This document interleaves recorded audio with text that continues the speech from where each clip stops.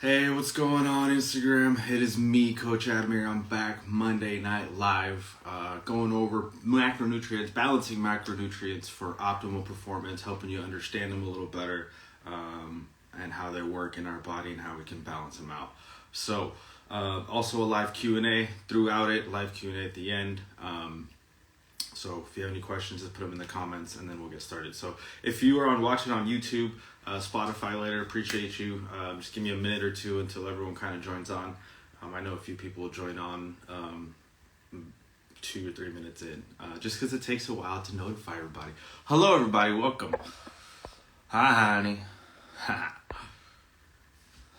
I'm glad you came on.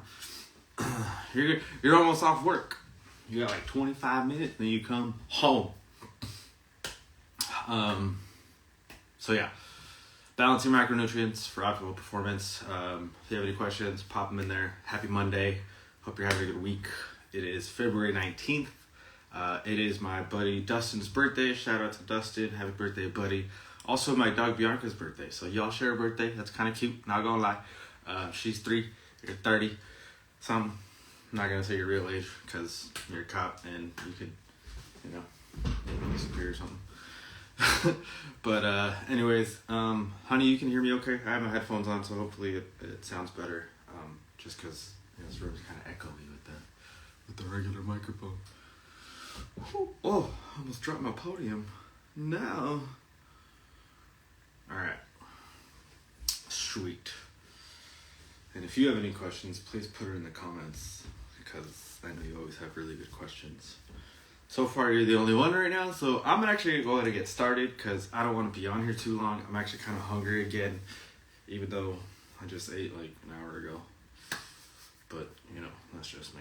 All right, so let's go ahead and get started. Balancing macronutrients for optimal performance, fueling your body. Let's understand the macronutrients and what they are. So first of all, let's think of your body as a simple example, a high-performance engine, a vehicle, right?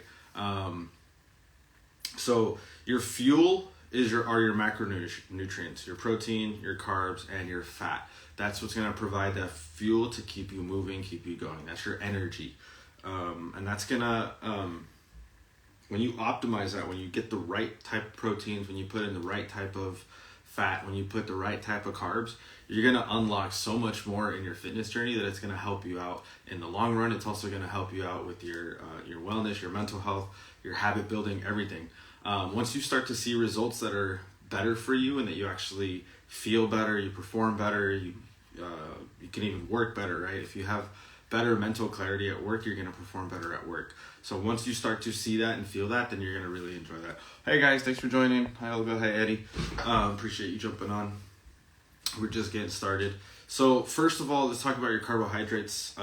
These are basically your basic fuel source, your basic energy source. If you've ever ran a marathon or if you've ever done long distance running, you know that they always tell you to carb up, right? So you have that fuel and that energy.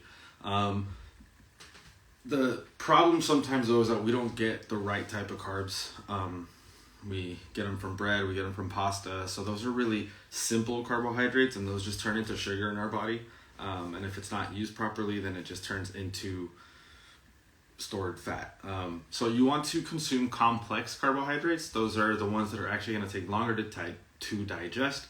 Your body's going to get the most nutrients out of it, and it's going to give you the most sustained energy so that you don't overeat and eat at times you're not supposed to be eating. So your complex carbohydrates are whole grains, fruits, vegetables.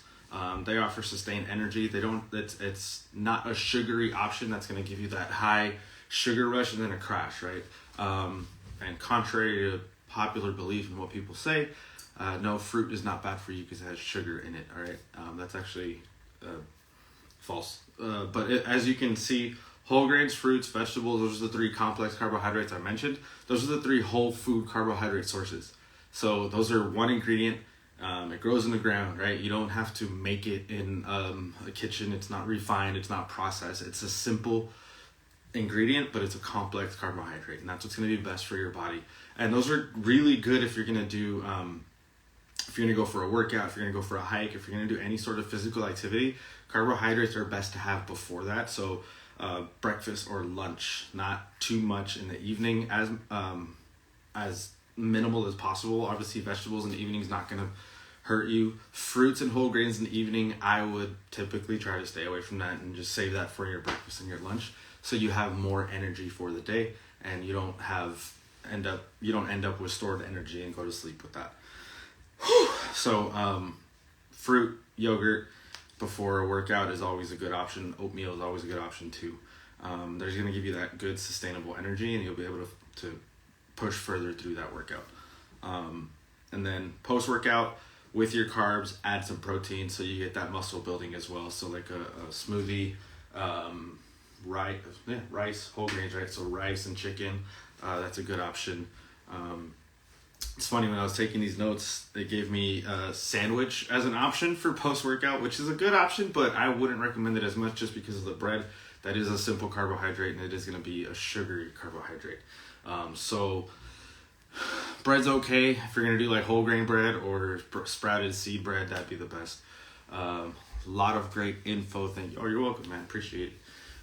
Just trying to educate, right? That's all we got to do. Sandwich. I know. I was actually craving a sandwich earlier today. I was talking to one of my clients. He's a junior high kid, and he said he had a sandwich for lunch, and I was like, oh man, sandwich actually sounds really good. I would love one. But I'll probably have to save that for the weekend or something. We'll go to Mario's Italian Deli in Burbank. Shout out to Mario's. Nowhere. I don't get paid for that. If anything, I'll pay them for sandwiches all year. I don't care. Protein is your next macronutrient. We're all familiar with protein. We know what it does. We know where to get it from. But it's essential for muscle repair and for muscle growth. It's you're also going to need it, especially post-workout, but throughout the day, just as important. But protein is going to be your highest priority after your workout. So spread it out through the day. Have big portions of protein per meal. I typically recommend between, I know it sounds crazy, but 40 to 50 grams of protein per meal. That's going to help you really get to your protein target. And if you can't do that much per meal, then spread it out through the day. Do some snacks through the day, maybe some smaller meals through the day that you can have in between your big meals. But you're constantly feeding your body with protein, and that's what's going to help you in the long run. That's going to help you feel full longer. It burns more calories when you digest it. And it's going to be good for your muscles, good for your tissues, and good for your cells in your brain. So get it from lean meats, chicken, beef. So if you go to the store and get ground beef, they give you options of 80-20, 80% lean, 20% fat. Don't do that. I recommend anything like 90 to 90-10 ratio or less. They do have a 96-4 ratio.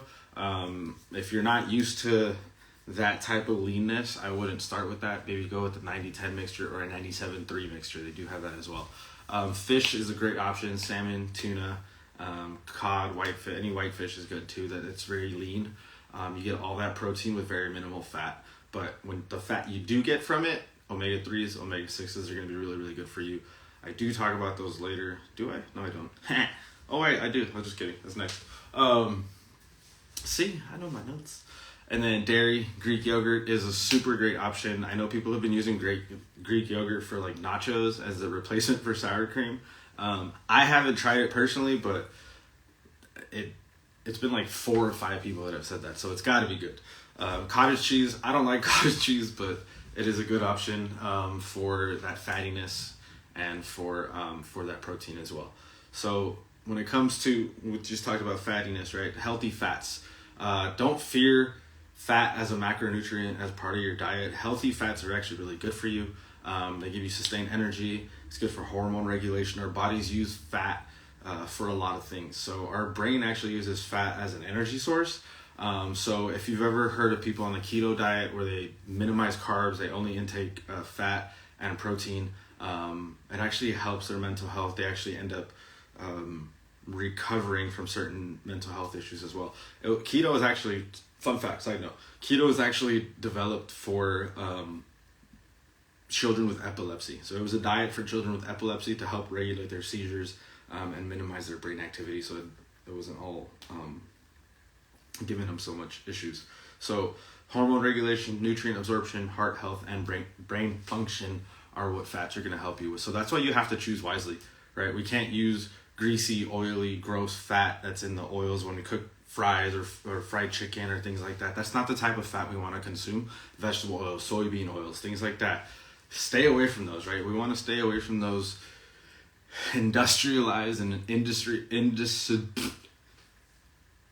industrialized oils, that if you don't actually know this, vegetable oil is actually a gasoline byproduct. So don't cook it, don't eat it, please don't consume it, don't ever put it in your body again. So stick with coconut oil, avocado oil, olive oil. Olive oil is a little harder to cook with, but you can still cook with it. Avocado oil is going to be your best option. It has a higher heat point. What's up, Ivan? It has a higher heat point, so you can actually cook a lot more foods with it, and then you're also going to get the good fats from it. So avocados, nuts, seeds, oily fish, we just talked about that, right? That's going to be a really good fat option. So limit your processed foods and fat, and limit your vegetable oils, because those are not good for you at all. They actually have seen I've seen cases of people's mental health and brain function declining from consuming too much vegetable oil. So if you don't want your brain to deteriorate, then don't eat vegetable oil. All right, carb timing for peak performance. So moderate carbs before workouts. Actually, I would say if you're gonna have your carbs, maximize your carb intake as much as you can before a workout, and then have a moderate amount after a workout. So if you have a 150 gram carb goal for the day, that's your caloric goal for the day, then you want to front load those carbs, which means you want to put those as early in the day as possible so that you have less in the evening. So like 100 grams in the morning, midday, and then 50 grams for dinner or something like that. That's going to help elevate your performance throughout the day, give you more energy, keep you from eating extra food that you shouldn't be eating, and then help you sleep better at night because you're not digesting so much carbohydrate. You're actually digesting protein, and that's actually helping you recover through the night, so it's not going to affect your recovery and your sleep patterns. So again, fruit, yogurt, oatmeal is a great option, and then afterwards add some protein in that, add some healthy fats to help you absorb that nutrition and absorb that energy. All right. I did mention omega-3s and omega-6s. Omega-3s are your good ones. Omega-6s are your bad ones. Those comes from your special. I had to slow down. All right. Omega-3s come from your healthy fats. Those are great for your heart health. They help reduce inflammation in your body, and that comes from your fatty fish, flax seeds, walnuts as well. So several different options if you're a vegetarian or if you're vegan. Fatty fish may not be an option for you, but flax seeds and walnuts are a great one. Chia seeds as well. You can add that to a protein smoothie. You can add that to salads. You can add that to a shake. Whatever those seeds, like flax seeds and chia seeds, the good thing about those is they're kind of flavorless. So if you add it to certain foods, you won't really have an issue with the taste of it. But omega-6s, the bad ones, stay away from those. Those come from vegetable oils. Those come from processed foods. They actually contribute to inflammation in the body if you consume them in excess. So omega-3s, good. Omega-6s, bad. The higher the number, bad. Lower the number, good. Right? 1 being the best, 10 being the worst. So aim for balance, right? You're always going to want to prioritize omega-3s. Omega-6s are going to come into play every once in a while when we do consume those foods, right? It does happen, but balance it out with more omega-3s and very, very minimal to zero omega-6s. And find your sweet spot, right? If you don't know what your numbers are, if you don't know what your goals are, there's ways to figure it out, right? You can ask me, you can go online, honestly, guys, and just look it up like, hey, I'm 5'10", I weigh this much, and I want to lose this much weight by this much. This is how old I am. And it'll give you a simple breakdown of the calories that you need. So find what works for you. And sometimes you may need more, sometimes you may need less. What's up? Welcome, Monica. Sometimes you may need more, sometimes you may need less. It really depends on your energy levels. It really depends on your energy output and what you're doing each day that you're using that energy. So look for someone to help you. That's what I do. But if not, dietitian, nutritionist, whatever you need to help you personalize your macronutrient plan, do that, because that's what's going to help you succeed. If you don't have a roadmap or like an idea of where you should be going, you're never going to get there. So find some help and customize it to your needs and your life. Whew. Almost done, guys. We got 3 more points here I want to cover. This is a big one, hydration. But not just water. This is hydration and electrolytes. You need water and you need the electrolytes for your body to actually absorb it so that you can stay hydrated and not feel dehydrated or the effects of dehydration. So especially if you exercise, you're going to want to rehydrate with sodium, potassium, magnesium, just so you maintain that fluid balance and you maintain that muscle function. I don't know if you've ever if you've played sports or if you've worked out or if you've ran for a long time or hiked, you've cramped up maybe. That has to do with dehydration. So if we're giving our body enough electrolytes, that's why Gatorade's so popular. That's why Powerade became so popular. And now you have those like liquid IVs and all the powdered formulas that make you you can just mix with water, and then that helps you consume more of those electrolytes. So coconut water is also a good option if you don't want to have any like synthetic powders or you don't want to be consuming that stuff. Coconut water is a great option. What you want to do with those too, though, is make sure that they have little sugar. Otherwise, it kind of defeats the purpose if you have 20 grams of sugar in your electrolyte drink, Gatorade. But fruits and vegetables are also a great option. Bananas are really good for cramping, has a high dose of potassium. And then sodium is salt. You can use salt in your water too. Doesn't taste too great, but it is an option. Oh, you know what? Actually, pickle juice is a great... I should have brought the pickle juice in here. No, Audrey's going to be mad at me if I drink it. But pickle juice is also a good option if you're dehydrated or if you have muscle cramps. That has a lot of sodium in it. I'm waiting for her comment. She's going to say that I'm going to drink that pickle juice. Hey, welcome, man. So, post-workout refueling... crucial window for replenishing your glycogen stores, which is your glucose, and that's basically your energy stores and repairing muscle tissue, is post-workout. So you want to make sure you're consuming the electrolytes and the carbs and the protein right after a workout so that you can replenish those energy stores and repair that muscle tissue that we just broke down. There's the comment. Just save some for me. There's 2 jars of pickles in there. I'm not drinking them all. Well, maybe. I don't know. And then, balance it out, right? You want the carbs, you want the protein. Don't do too much of one. Actually, do more protein, a little bit less carbs. Because remember, like I said, you want to top load the carbs in the morning. So if you're doing it after your workout, do a smaller portion of carbohydrates, a higher portion of protein, and then just a moderate portion of fat. So after workout, you can have eggs, Greek yogurt with like granola and berries. You can have chicken and rice. You can have chicken and veggies, steak and veggies, fish and veggies, whatever, right? Make it yours. Make it palatable to you and interesting to you so that you don't get bored. And last thing, you guys, ditch the fad diets. There's Edward Pickleheads. Ditch the fad diets, you guys. Like I said, there's no one size fits all. So it's not, you can't follow the same diet that your neighbor or your friend or your family member followed and expect to get the same results. It just won't happen. I'm sorry. There's no cookie cutter thing for anybody. What works for me may not work for you, and what works for you may not work for me. So take all this as advice. Don't take it as complete, 100%. Well, it is fact, but don't take it as gospel, right? Like take it and make it yours. Take the information, take the factual information to make it work for you. But stay away from those restrictive diets that make you cut out this and cut out that. It's just not sustainable. When you have to restrict yourself from so much, it becomes harder to comply. So, we're creatures of wanting what we can't have. So if they tell you not to have, don't eat certain kind of food, it's going to be a lot harder to stay away from it. So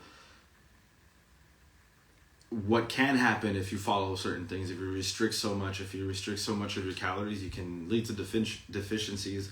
It can hinder your performance mentally. What's up, buddy? ¿Qué ondas? And it can honestly harm your health overall if you follow these diets that are crash diets and restrict you from nutrients as well. Because if we stay away from certain food, we also stay away from those nutrients. So focus on a balanced, sustainable, personalized approach that works for you and that will benefit you in the long term, and you'll be able to sustain over the long term. All right, and just be mindful of everything.